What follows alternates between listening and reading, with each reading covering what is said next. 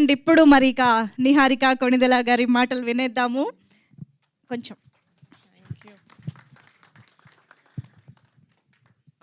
నేను మా టీం అందరినీ విడదీసి ఒకరిని చెప్పాలనుకోవట్లేదు. మేమందరం ఈ జర్నీలో ఒక ఫ్యామిలీ లాగా అయ్యాం కాబట్టి మా ఫ్యామిలీ నుంచి మీకు థ్యాంక్ యూ సో మచ్. మేము ఇప్పటి వరకు చేసిన కంటెంట్ అంతా చాలా ఎంకరేజ్ చేశారు.